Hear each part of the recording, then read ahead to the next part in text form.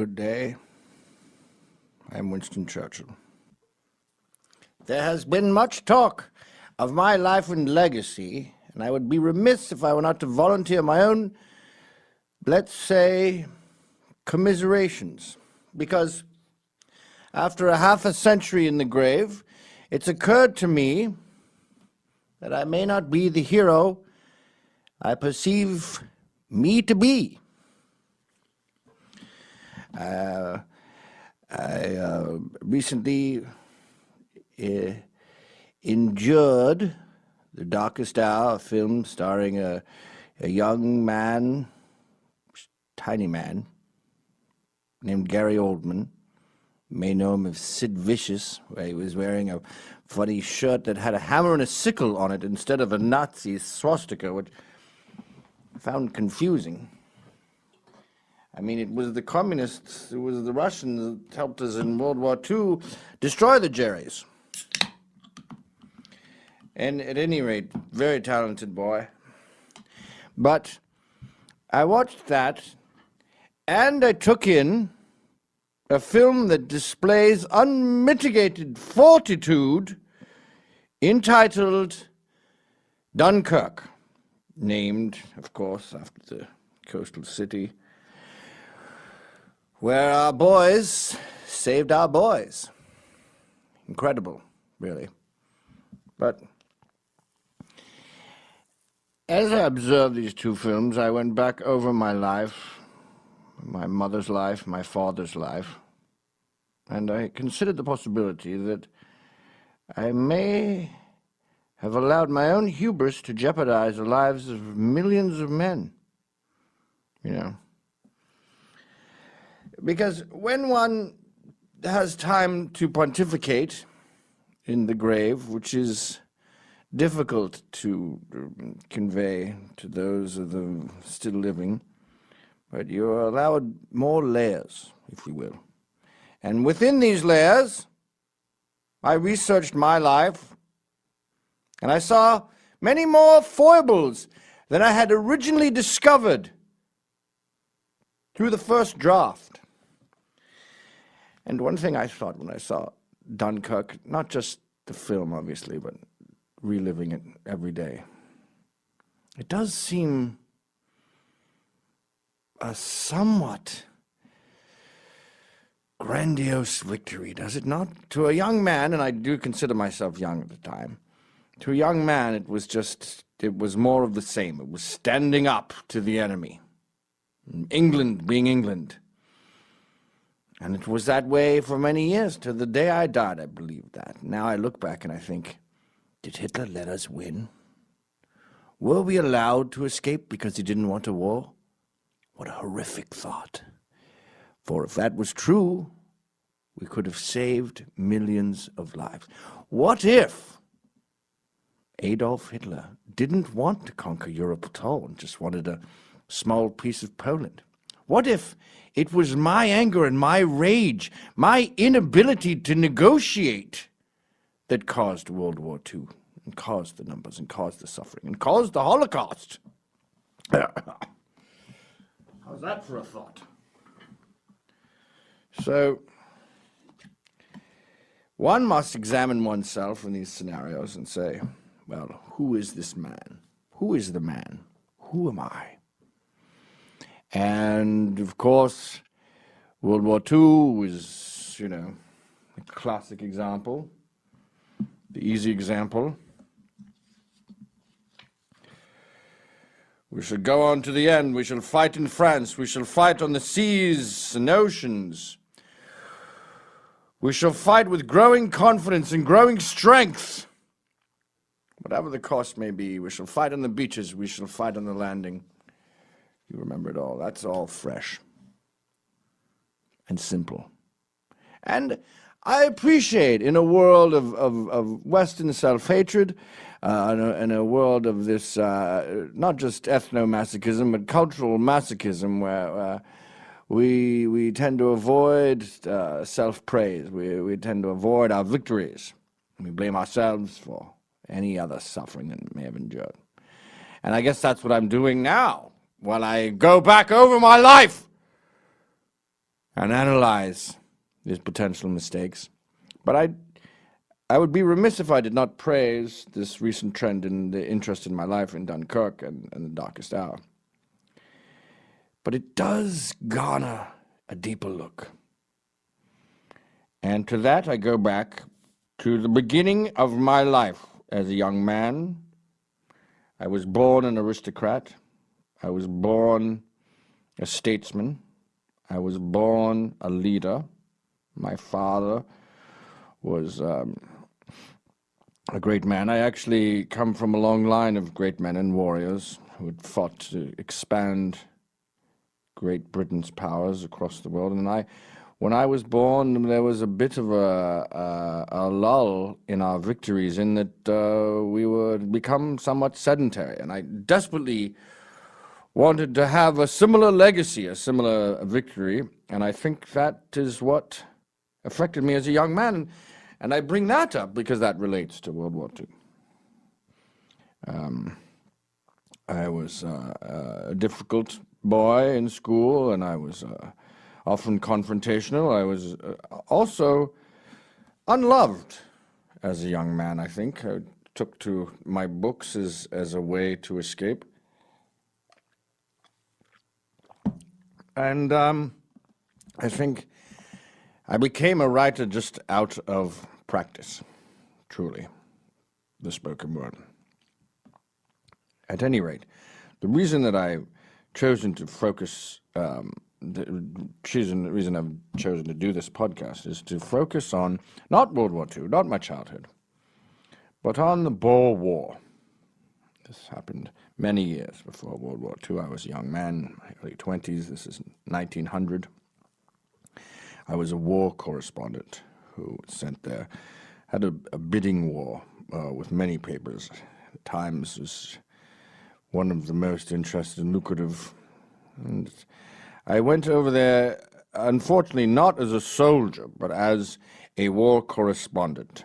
And as per usual, the English had decided they would just show up, destroy the Boers, and reclaim South Africa for their own. This is around Cape Town.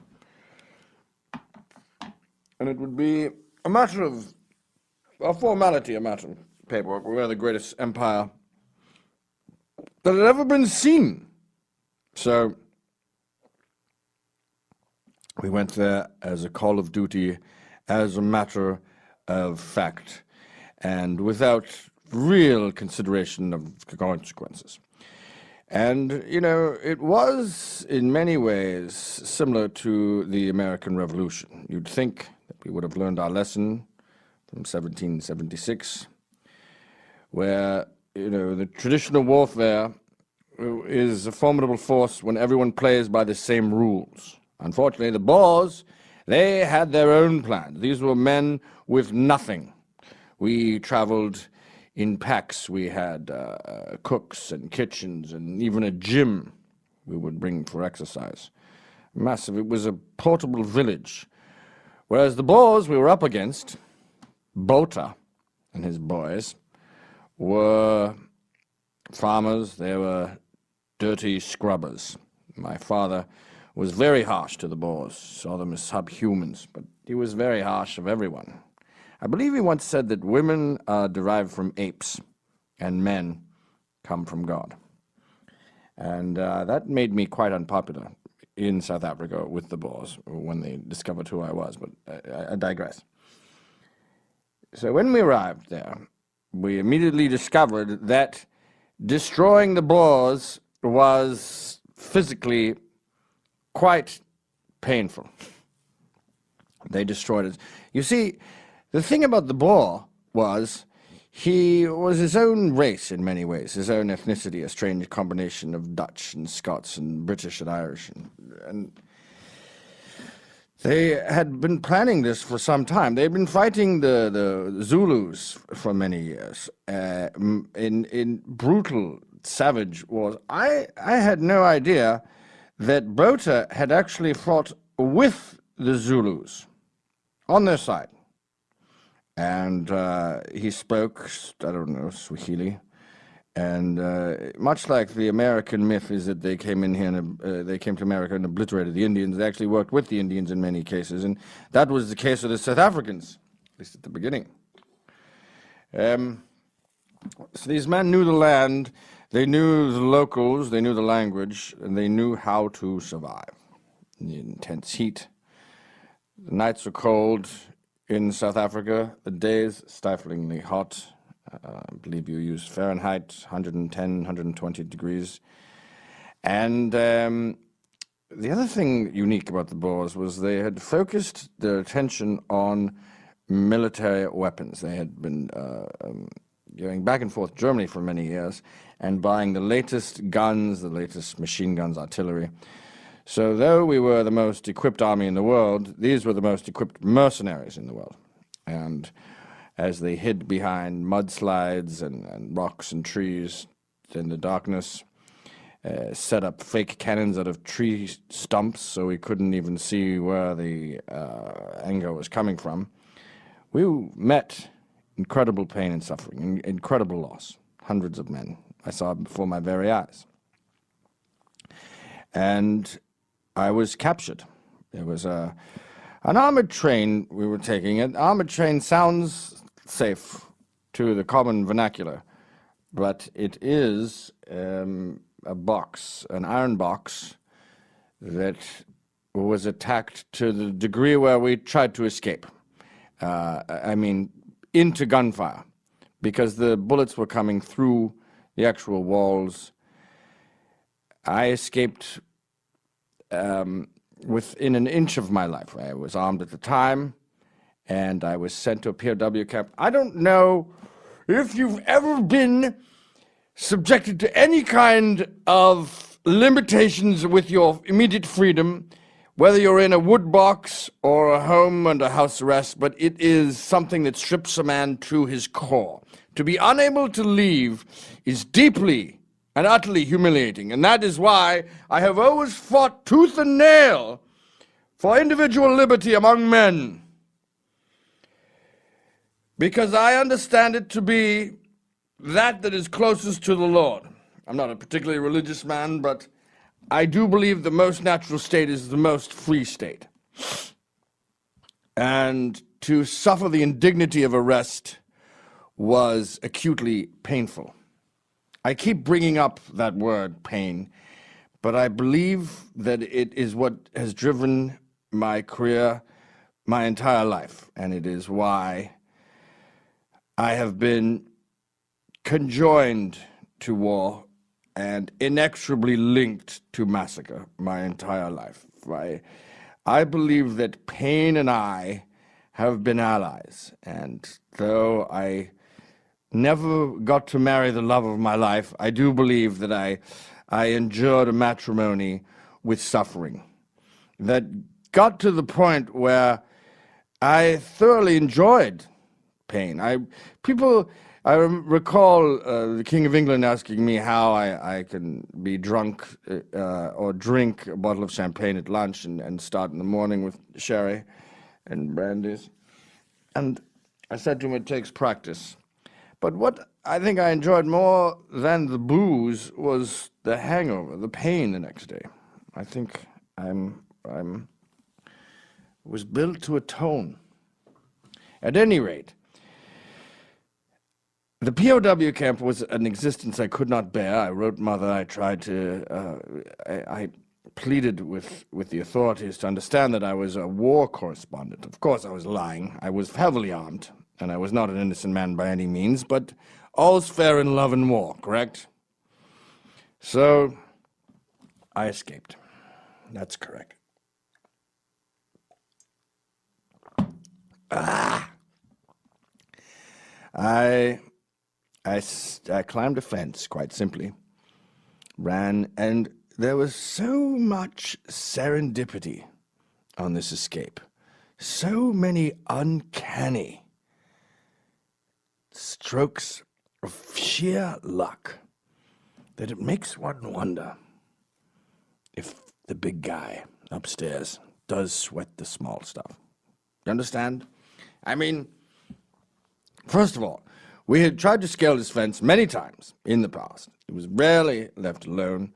I had a brief window. I was with two other men, and as they turned their backs and missed this brief window, I seized the opportunity, jumped over the fence, hid in some bushes for a while.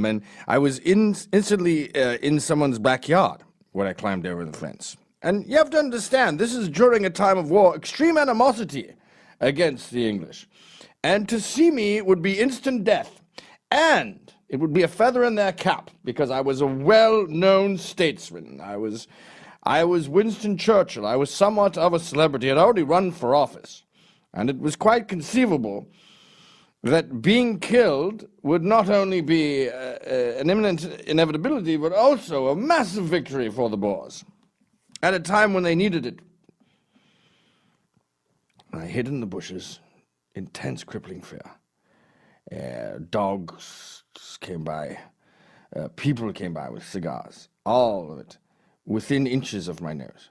And eventually, after I was abandoned by the previous intrusions and they returned to their home and the dogs were left, I picked myself up and quite simply strutted out of the backyard of this stranger house. This is a man on the run, you understand. This is a prisoner. I walked in a very inconspicuous way with my hat over my head. You have to understand, for a prisoner to have a hat is a rare gift that Mr. D'Souza, had facilitated, and it helped distinguish me as a typical local in South Africa. I marched very far. I made it to a train. I had no idea in the direction with which it was headed, but I knew that it would be advantageous to board it, and after a minor struggle that was quite dangerous, I boarded the train, and took it all night long I had to dismount when at daybreak, and I stayed in a tree for the course of the day, brutally hot, suffering. Hunters were down, farmers were well 100 feet below me. I'll never forget a vulture staring at me, desperately waiting for me to die so he could devour my girth. That day was one of the longest days I've ever had. I'll never forget it till I die. Then I was unable to board the train the following night. I walked and walked, and eventually I met a man named John Howard. Extraordinary luck. I was meant to be shot on sight. Word had escaped along with me, following me like a shadow. I arrive at John Howard's home. And I make up a ridiculous story about being stranded by my group. And I'm facing death because he can tell I'm lying. Eventually, I decide to tell the truth, and I come clean that I am, in fact, Winston Churchill. I am an escaped POW, and I assume you're a Boer, B-O-E-R, by the way, and you're going to kill me. But John was a Brit. What are the odds? So he manages to steal me some food.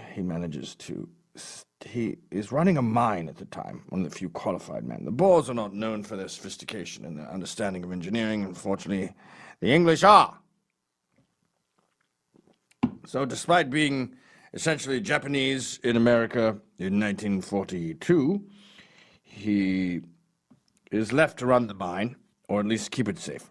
I stay down there, deep, deep down, many miles down, where my only friends in the darkness were rats.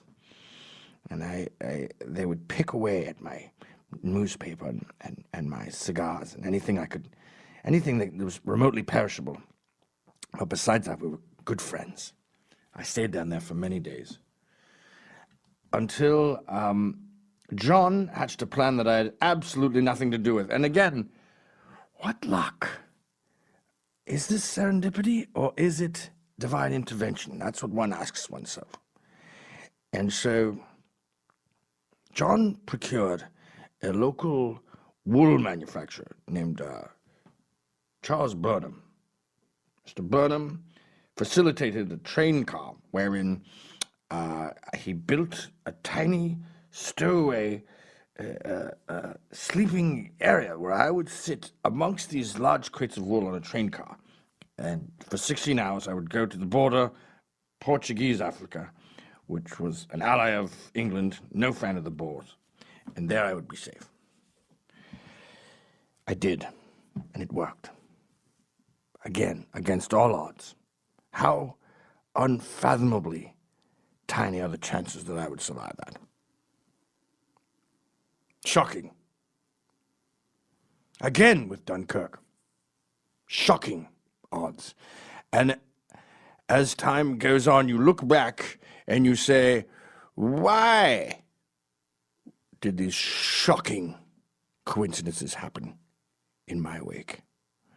Was I chosen? Or am I an extraordinary person?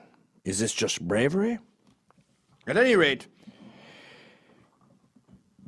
when we returned to the British Embassy, I immediately demanded that I become returned to battle. Recidivism at this time, as far as the war goes, was remarkably low. Morale was at death's door. In fact, the man leading the war down there decided that he would no longer fight, and he suggested that Queen Victoria at the time begin negotiations with the Boers to minimize the damage. This is a profoundly un-British way to handle it, but they did. And he was immediately fired. And Queen Victoria decided to double down. She rallied the troops. I remember there were these chocolate tins that she had in a, she knitted scarves for us, if you can believe that. And she made these tiny tins that said, Queen Victoria, 1900, war with South Africa, and they had chocolate. And of course, by the time they arrived in South Africa, it was just chocolate milk. She hadn't encountered with the heat. I was told in World War II, Frank Mars created M&Ms for the soldiers where they could have chocolate and they'd be encased in a shell where it would not melt. I'm sure they appreciate it. I've heard it said that the number one choice of conversation for a soldier at war is chocolate. Number two, of course, a woman's breasts. Number three, her nipples. And number four, her ass.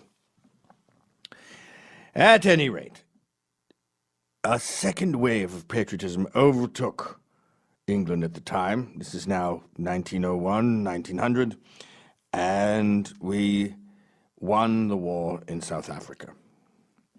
Now, one from afar could say that was bravery, that was hubris, that was morale, that was patriotism.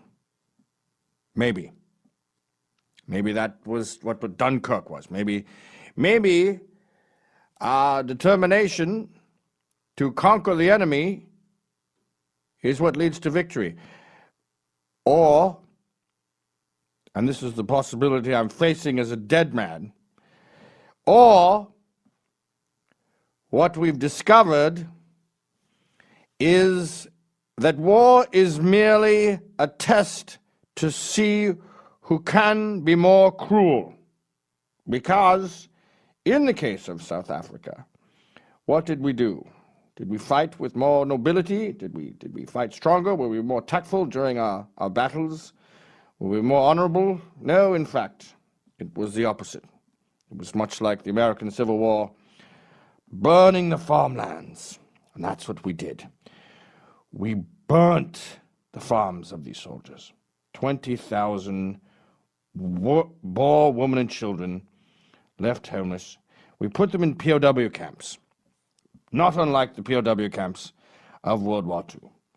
And because it was war, because we were low on supplies, obviously, these emaciated children died in the tens of thousands. And the soldiers said, the Boer said, "We will fight to the end." And the common Boer reply was, "Is this not the end?" For what we did to the Boers, what we did to the South Africans, was shocking even to the soldiers, the British soldiers ourselves. They were shocking to me. And that's 20,000 Boers, 20,000 South African women and children murdered, essentially, in POW camps. But that's also 20,000 additional black Africans and Indians. You know, there was a large indigenous population in South Africa, and they also were conscripted to fight in these wars by the Boers, then slaughtered by the English. One man who refused to pick up a gun, of course, is Mahatma Gandhi, who went on to be a huge pain in England's ass. Pacifist. I must say, one thing about Gandhi that was profoundly impressive was while the battles were at their worst, while the bullets soared through the sky, and it was impossible not to hear them come within inches of your own ears, to see that young Indian man with a gurney and stretchers and medical supplies run through these bullets, run through these bombs to rescue these people was an absolutely fascinating endeavor. And much to behold, Mr. Gandhi was, if anything, he was a brave man. I often wonder if his love of guns came from being shot at so much. At any rate, it was a slaughter. 50,000 people needlessly died, and the Boers surrendered, and we negotiated our claims. Now, we had this in America with the guerrilla soldiers there, only they took the brunt of the suffering. They allowed their homes to be burned, and they still refused to surrender. But then you look at Canada, where there was no surrender, and instead of B-O-E-R, it was B-O-R-E, where they bore the English out, and there were no deaths. I mean, the Queen is still on the currency in Canada, but was it really that much less victorious than the American Revolution? It makes for a less interesting film, of course, which is why I sat down here today, was to analyze this. Now, in South Africa, I demanded we return to battle while negotiations were being made to settle the fight.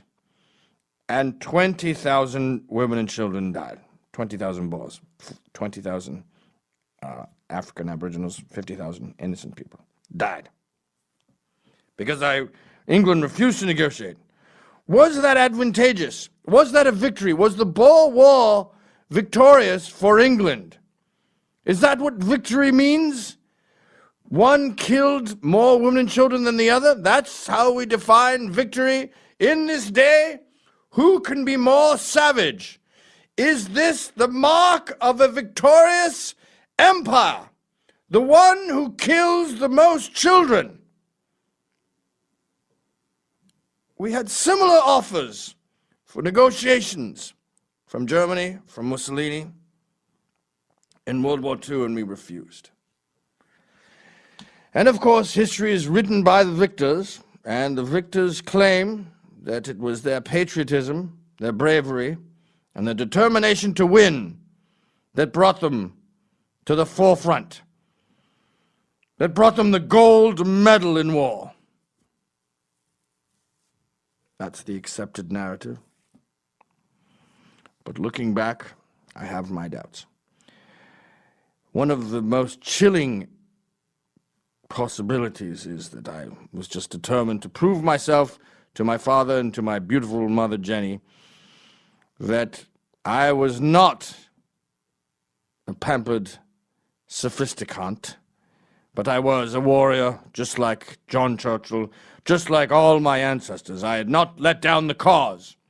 And it's completely conceivable that that determination, which is nothing more than simple daddy issues with power, these empowered daddy issues led to countless deaths.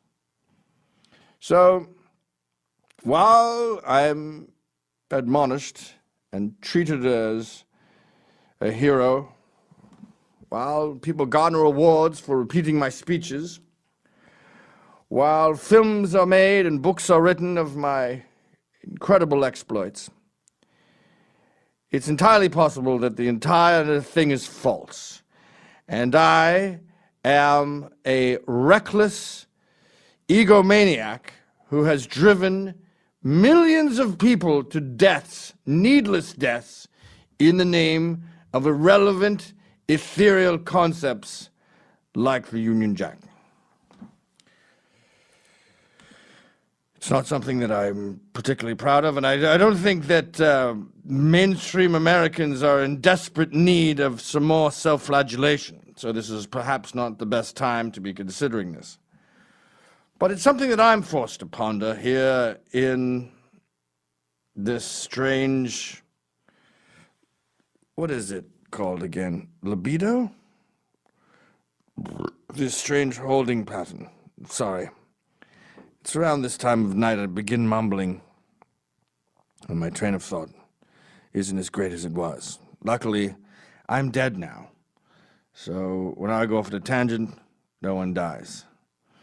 However, the few times I've been the most powerful man in the Western world, it's quite possible that the black dog took over and I murdered people. And for that, I am deeply regretful. Good night.